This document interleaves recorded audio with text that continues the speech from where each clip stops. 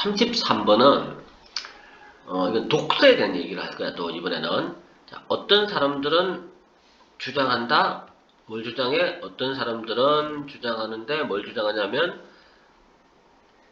한 개의 논리적으로 일관성 있는 개념이 존재한다라고 주장할까? 뭐라고 알려져 있는? 독서라고 알려져 있는. 근데 이 독서라고 하는 거는 깔끔하게 be settable 분리되다지 분리가 될 수 있는 뭐하고 다른 모든 것들하고 사람들이 책을 가지고 하는 다른 모든 것들하고는 완전히 구분되는 독서라고 알려져 있는 단일하게 논리적으로 일관된 개념이 존재한다라고 어떤 사람들은 주장할까? 자, 이게 이제 문제제기지. 문제제기를 먼저 시작을 했어. 문제제기를 하면서 그래 구성이야, 그지? 자, 어디로 간다? 정말로 근데 독서라고 하는 거는 정말로 그렇게 단순한 문제일까? 라고 이제 문제 제기를 한 거지. 그리고 독서에 대해서 생각할 수 있는 가장 생산적인 방법은 일반적인 견해가 아니라 이 걸선이가 주장하는 이 방법이야. 이렇게 생각하는 게 가장 좋은 거야. 라고 이제 문제 제기 다음에 해답을 제시를 해줘. 물론 걸선이의 입장이긴 하지만 그지? 이렇게 간다. 뭐 때문에? 가족 유사성이라는 개념 때문에. 이 가족 유사성이라는 개념은 루드윅 비트겐슈타인이 이 표현을 사용했었어, 그지? 한 바대로에. 다시 말해서 중요한 문장이지. Without having a single defining trait in common. 뭐가 없는 상태야? 한 개의 확실한 특징, 그지? 그걸 공통으로 가지고 있지 않은 가족 유사성이라는 개념 때문에 이렇게 보는 게 독서에 대해서 가장 생산적으로 생각할 수 있는 방법이다라는 얘기란 말이야. 자, 정답은 당연히 이제 뭐가 되야 되면 스펙트럼과 관련된 거, 그지? 2번 느슨하게 관련되어진 그러니까 느슨하게 연결되어진 일련의 행동들인데 그게 같은 범주에 속해. 자, 여기 들어가야 돼. 느슨하게 연결되어진 거. 이게 포인트야. 느슨하게 연결되어진 거. 이 포인트를 놓치면 안 돼. 아니지, 요거. 느슨하게 연결되어진 거. 이게 포인트가 되는 거야. 자, 이렇게 잡아줘야 되고. 그래서 결과적으로, 독서와 독서 아닌 것을 구분하려는 노력이야. 노력은 destined to fail. 실패할 운명에 놓일 수밖에 없어. 왜? 합의된 바가 없으니까. 뭐에 대해서? 무엇이 독서로서 자격을 부여해 주는지에 대해서 합의된 바가 없단 말이야. 자, 그 다음에 the more one tries to figure out where the border lies between reading and not reading이야. 더비지. 자, 우리가 노력을 더 많이 하면 할수록이야. 뭘 이해하려고 독서와 독서 아닌 것 사이의 경계가 어디에 놓여 있는지를 이해하려고 더 노력을 많이 하면 할수록 그만큼 더 엣지 케이스, 특이 케이스야. 특이한 경우가 발견되어질 것이라는 얘기야. 그래서 결과적으로 뭐한다? 이 용어가 가지는 유연한 경계를 확장시켜줘 버릴 것이다. 그만큼 더 많이. 어차피 독서라고 하는 거는 명확하게 정의 내리기 힘들다는 얘기야. 따라서 it is worth attempting to collect. 뭐는 be worth ing지 뭐뭐 할 만한 가치가 있다. 뭐 할 만한 가치가 있어? 시도해 볼 만한 가치가 있네. 뭐 시도한다는 얘기야. to collect together. 같이 모으는 것을 시도해 볼 만한 가치가 있어. 이 예외적인 형태의 독서를 뭐로 모은다는 거야? 단일한 포럼으로 모아둘 필요가 있어. 근데 이 단일한 포럼이라고 하는 게 뭐 하는 거냐면 강조하는 거지, 그지? 어려움을 강조해주고 있는 거야. 어떤 어려움? 직면되어질 어려움이야. 누군가에 의해서, 그지? 독서가 어디서 시작하고 어디서 끝나는지에 대한 경계를 확립하기를 소망하는 어떤 사람에 의해서든 직면하게 될 그 어려움을 부각시켜주는 그런 한 개의 포럼으로 이걸 하나 경우의 수를 모아보는 것은 가치가 있는 일일 것이다. 그리고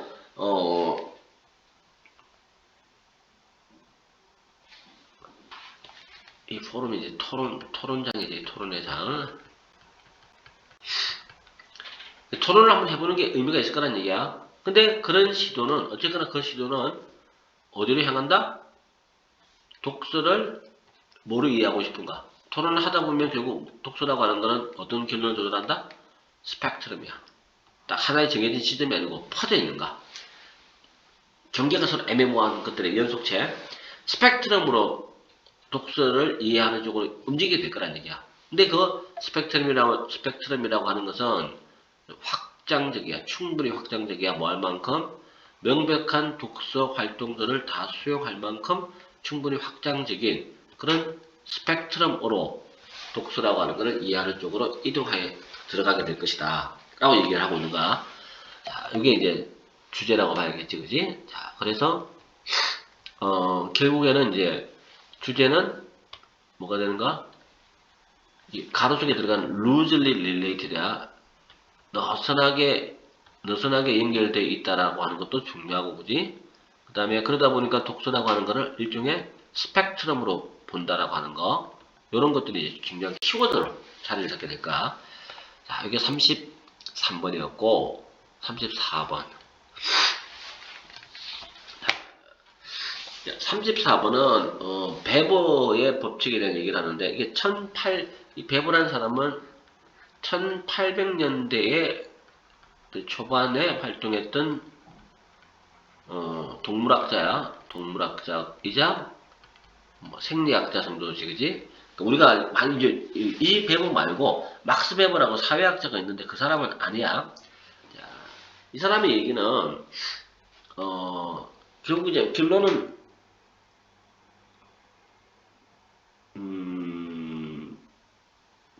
절대적 크기가 아니라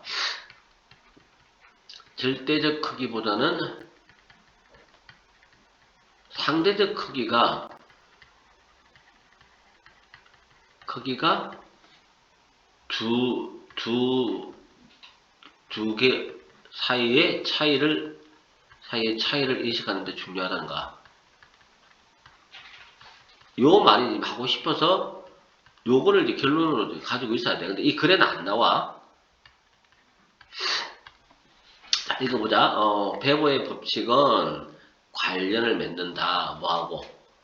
두 가지 자극이야. 자극이지, 그지? 자극 사이의 차이점에 대한 인식에 관심을 맺는 거야. 그러니까 차이점을 어떻게 인식하느냐. 차이에 대한 인식이야. 이게 상대적이라는 얘기야. 자, 그것은 암시해줘. 뭘 암시해줘? 우리가 뭐 하지 못할 수도 있다? 1mm의 차이를 감지해내지 못할 수도 있어.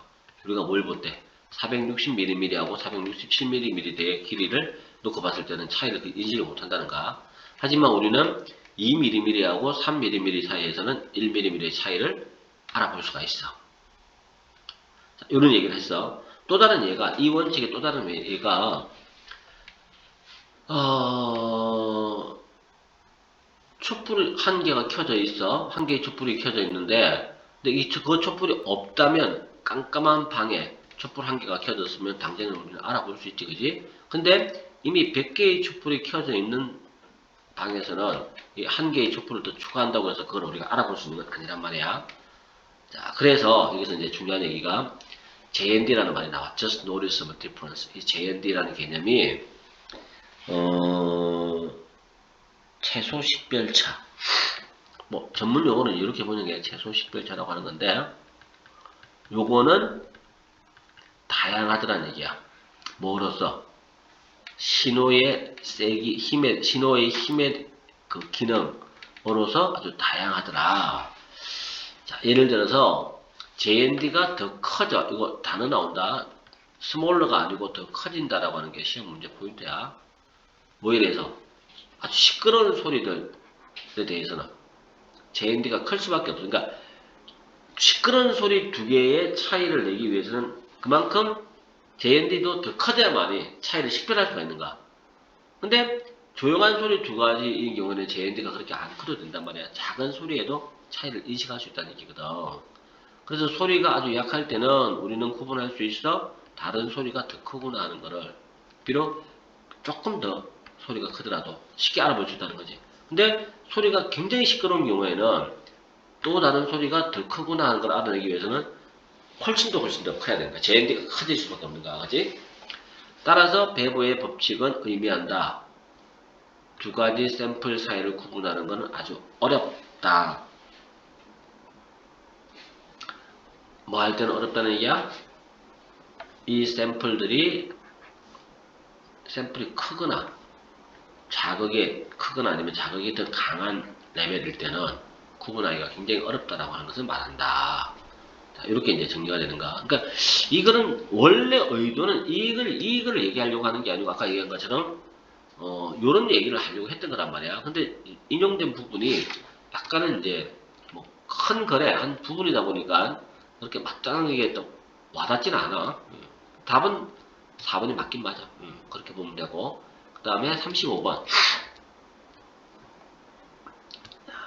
이게 35번은 이제 공공재의 비극에 관한 얘기란 말이야. 그지? 이거는 이제 공공재의 비극에 관한 얘기다라고 이제 알아두면 돼. 자, 이게 소재야. 이 글의 소재. Any new resource, 어떤 새로운 자원도, 예를 들면 새로운 공항이나 새로운 쇼핑몰이야 이런 것들은 항상 문을 연단 말이야. 뭐와 함께 with 플러스 명사 플러스 분사지, 그지? 사람들이 개별적으로 이익을 얻다야. 어떻게 하면서 이익을 얻어? 공공재를 공유함으로써. 자, 그러나 중요한 얘기는 여기서부터야. 곧 어떤 순간에 되면 the amount of traffic, 교통량이, 사용량이 너무 커져. 이 공공재가 뭐 하기에는, 투스포트, 지탱하기에는 너무 커지는 경우가 있어. 교통체증이 일어난다든지, 과밀 현상이 일어난다든지, 과도한 사용, 이런 것들이지. 이런 것들이 일어나면서, 레슨의 동사지, 줄이다야. 뭘 줄인다는 얘기야? 공공재의 혜택을 모든 사람들에게 거둬 돌아가는 혜택이 자꾸 줄어들게 될 수밖에 없어. 개별적으로 느끼는 혜택은 줄어들 수밖에 없지. 이게 다름 아니라 뭐라는 얘기야? Tragedy of the Common이야. 공공재의 비극이야.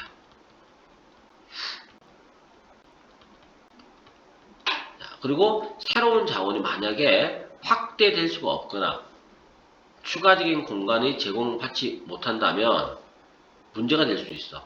그리고 너는 그 문제를 혼자서는 풀 수가 없어. 고립한 상태에서는. 다른 동료 운전자나 보행자나 경쟁하고 있는 사용자들과 완전히 단절된 채 네 혼자서 이 문제를 풀어나갈 수는 없을 것이다. 그래서 Total Activity on this new resource야. 이 새로운 자원에 대한 총체적인 활동이 계속해서 늘어날 수밖에 없고, 마찬가지라는 얘기지. 뭐뭐도 마찬가지야. 도취가 됐어. 개별 활동 또한 마찬가지로 늘어날 것이다. 이거는 이제 팁스를 받아주는, 일반 동사 팁스를 받아주는 거겠지, 그지? 하지만 그 공공재의 역학과 과사용에 대한 역학이 너무 오랫동안 지속이 된다면 둘 다 나락으로 떨어지기 시작할 것이다. 최정점을 찍고는 이후에. 그리고 그것이 뭐로 이어진다? 붕괴로 이어지게 될 것이다. 자, 이런 거고, 이게 관계없는 문장이야. 필요 없는 문장. 그리고 이제 이 공공재의 비극을 더 비극적이게 만들어주는 것. 문장 재밌는 문장이지, 그지? 는 사실은 붕괴 역학이다. 다시 말해서 공공재가 가지고 있는 스스로 재생할 수 있는 능력이 완전히 없어지게 되거나 파괴되거나 퇴화되는 거. 이게 진짜 공공재의 비극이 가지는 비극성이다. 라고 얘기하고 있는 거지, 그지? 자, 요거는, 어쨌거나 하여튼 중요한 포인트는, 여기서 이제 하고자 하는 얘기의 중요한 포인트는 공공재의 비극은 왜 생기며 그 공공재의 비극의 진짜 비극성은 어디에 있는가? 그거를 이 글에서 얘기하고 있다라고 봐야겠지, 그지? 자, 이렇게 해서 35분까지 이제 하나를 끊어보자.